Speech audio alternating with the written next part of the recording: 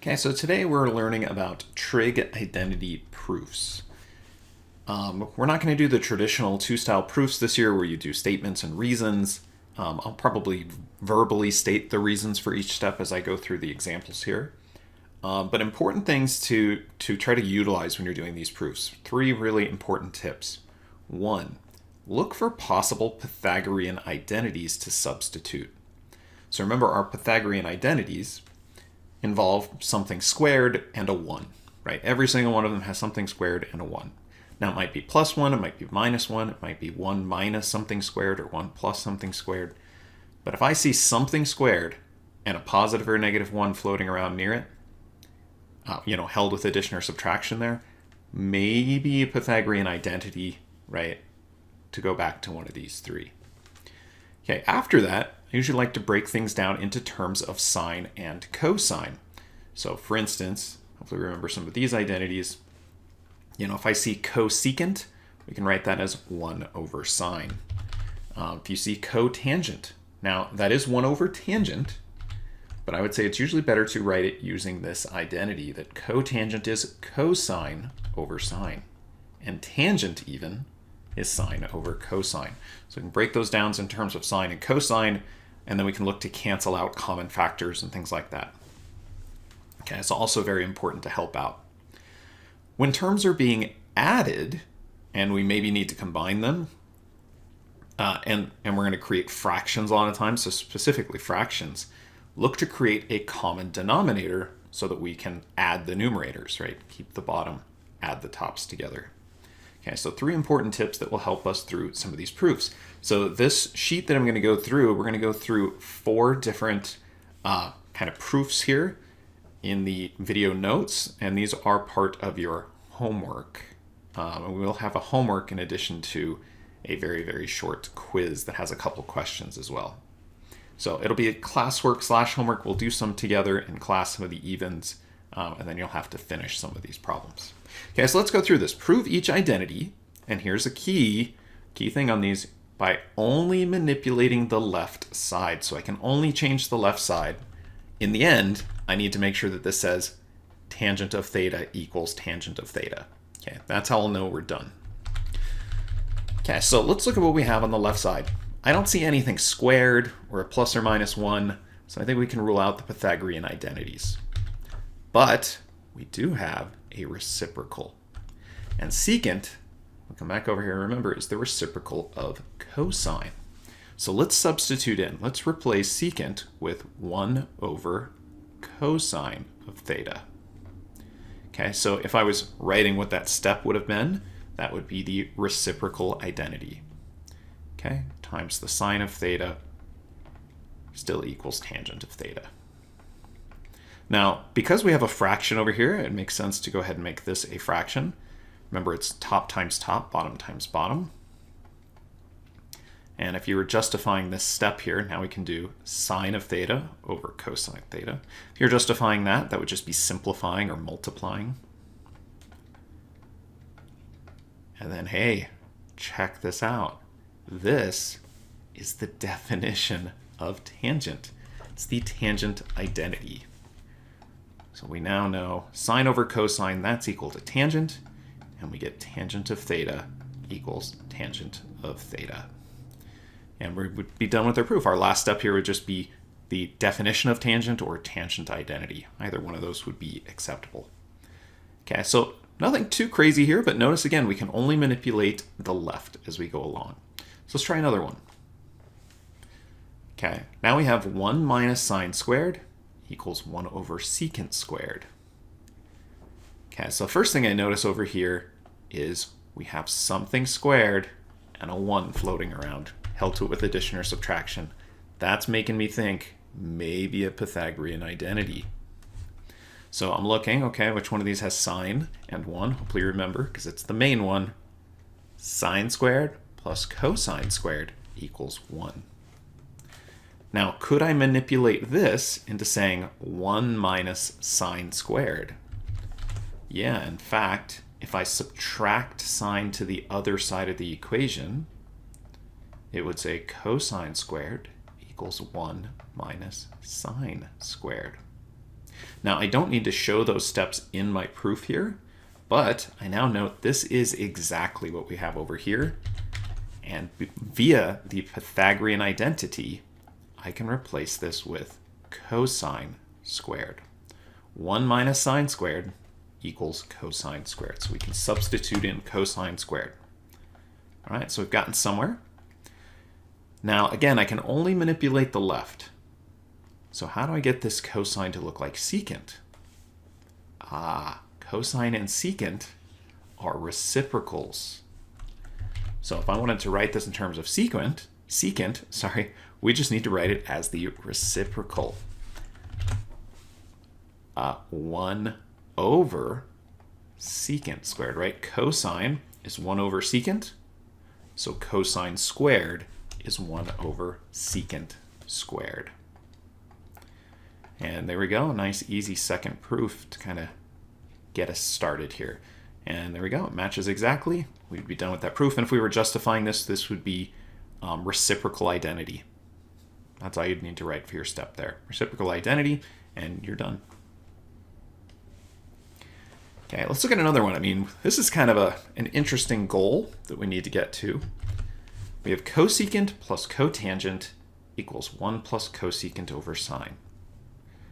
Interesting. Okay. So first thing I notice on the left, I don't see anything squared and plus or minus 1. So I'm thinking Pythagorean identity is probably not going to help us much. But I see cosecant. That's a reciprocal. Cotangent. Which I can write in terms of sine and cosine. So this is where that writing things in terms of sine and cosine will be helpful. Cosecant is the reciprocal of sine.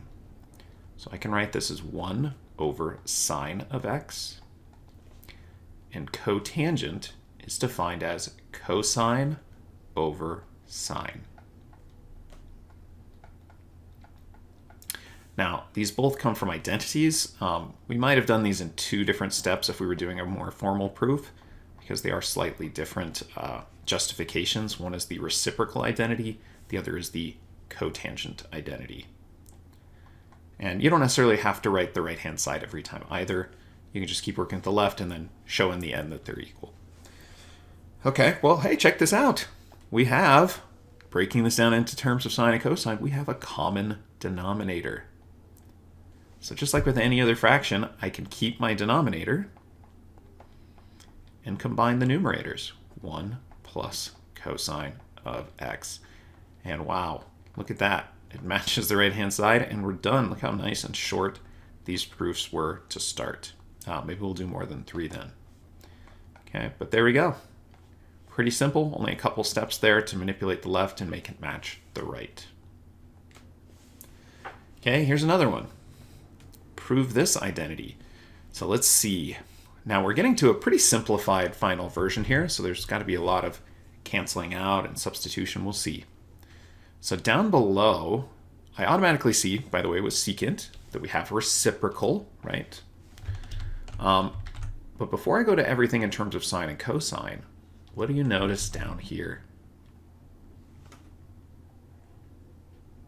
Something squared plus or minus 1. I'm thinking, hey, wait a second. Maybe that's one of our 3 Pythagorean identities. And the one that involves secant is this one. So can I make it say secant squared minus 1? Yeah, I think if I just subtract that 1 over, right? Then it's going to say secant squared minus 1 equals tangent squared. I can actually substitute the bottom as tangent squared. Now, why is that better in terms of writing these in terms of sine and cosine? Because then to combine these, I need a common denominator. And it's just a little bit more work. I think seeing this as a Pythagorean identity will definitely save us some time here. Okay, so again, you don't have to always keep writing the right-hand side. I just like to do that. All right, secant squared is 1 over cosine. So we can write the numerator is 1 over cosine squared, since it was secant squared, divided by tangent. And remember, tangent is defined as sine over cosine. Sine Since this is tangent squared, by the way, it's sine squared over cosine squared. Just have to square them. Okay, well, note, now we have a complex fraction. We have a fraction divided by a fraction. Well, that's the same as multiplying by the reciprocal. So imagine flipping this upside down. We get cosine squared over sine squared.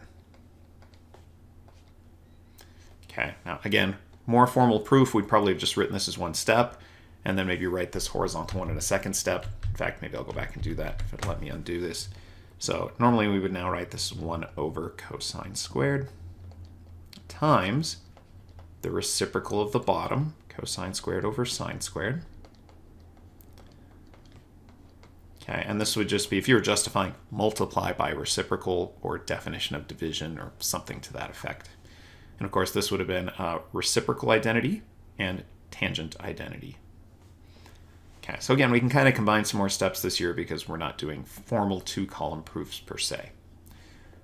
Okay, so let's go ahead and combine some of this stuff. Now, we can, as we write this as one big fraction, top times top, bottom times bottom, we might note that we actually have a cosine squared in the top and bottom.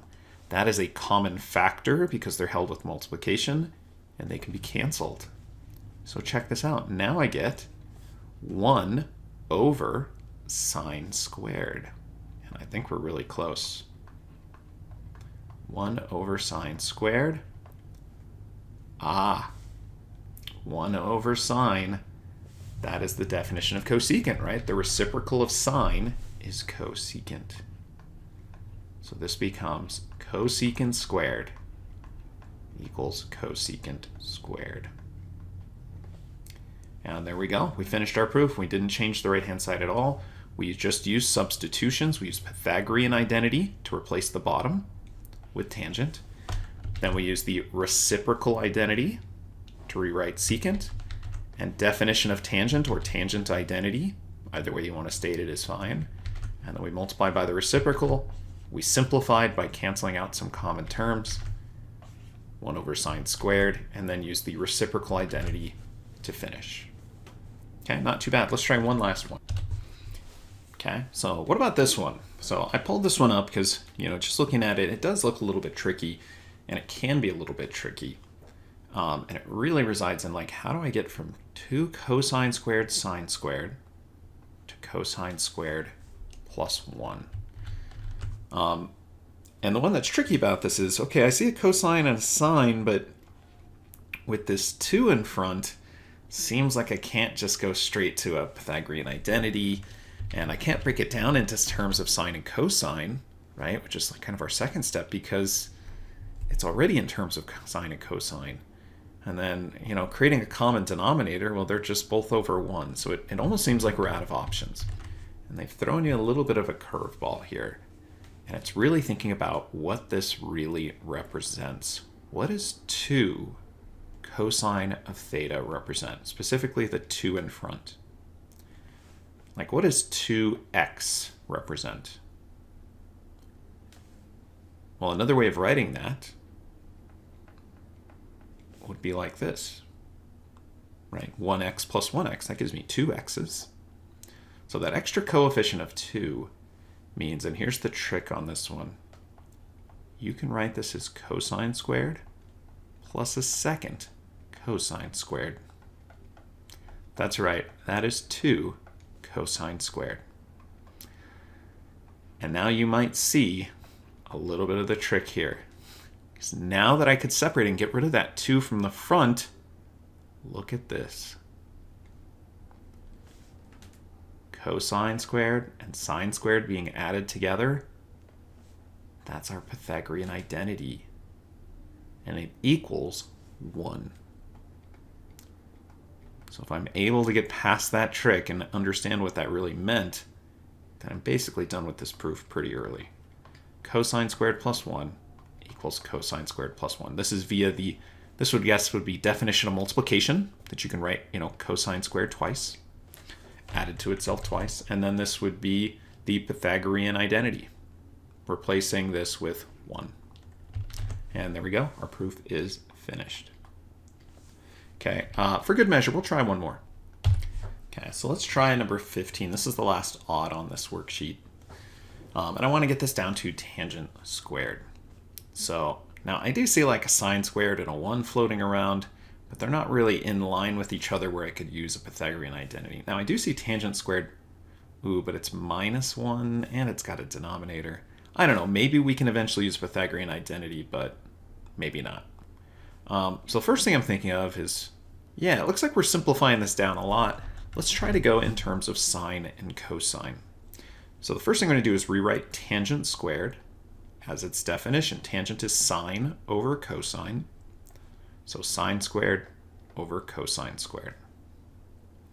Okay, now our denominator, right, the bigger fraction is still sine squared. I know this looks pretty ugly right now. This is all -1 equals tangent squared. So a big, ugly looking fractional mess here. So what you can do though, if you just think of the bottom as being over 1, then again, we have essentially a fraction divided by a fraction. And so let's just rewrite this as multiplying by the reciprocal. So the top's going to stay the same, sine squared over cosine squared, times, and then let's do the reciprocal here, 1 over sine squared of theta. We still have the -1 afterwards, equals tangent squared. Okay, well, let's see what we can combine over here. When we multiply top times top, bottom times bottom, hey, check it out. We can cancel out these common factors because they're held with multiplication. We can think of those as common factors now of sine squared. So now I'm at 1 over cosine squared -1 equals tangent squared. Okay, and if I was going to justify how we got here, this would be, you know, tangent identity or definition of tangent. This would just be definition of division or multiply by the reciprocal, you know, however you want to write that. Usually your professor would take that, no problem. And then this would just be simplify, canceling out the sine squareds. Now notice, again, we have a -1 here. I see a cosine squared, but again, this is in the denominator, so it's not like directly an identity. In order to combine these, because this doesn't have a plus or -1, we're going to need to find a common denominator. So if I made this a fraction, I looked at my denominators, 1 times cosine squared, or cosine squared, is our common denominator. So this guy's already got cosine squared. But what am I going to need to multiply this by, top and bottom? That's right, cosine squared. So we multiply top and bottom by cosine squared, we get minus cosine squared of theta over cosine squared of theta, right? Anything divided by itself is 1, so that does represent our 1 there. Okay, now I have a common denominator, right? The whole reason of doing that is now I can combine my numerators. 1 minus cosine squared. Don't cancel these out, by the way. I see students do that. You're just undoing the step we did here, right? Yes, that simplifies to 1, but we don't want the 1, right? Okay, so 1 minus cosine squared over the common denominator, cosine squared. And I can't cancel these out because there's not just multiplication up top. But look at what we finally have. 1 minus cosine squared, and they're in line.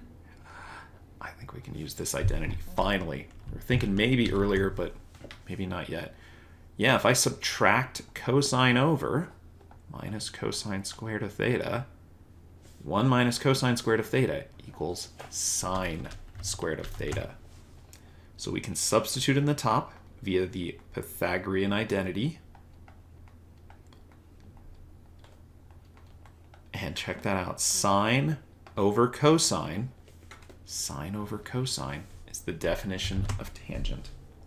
So this is tangent squared of theta finally equals tangent squared of theta. So this last one by far, right, our toughest of all of these proofs. but just gives you an idea of some of the things to look for as you walk through and try some of these. So this worksheet will be posted. I would say try all of them that you can, and certainly when you get stuck, we're going to do some more in class, and then you'll be left to finish some for homework. Okay, that's it. Thanks for listening.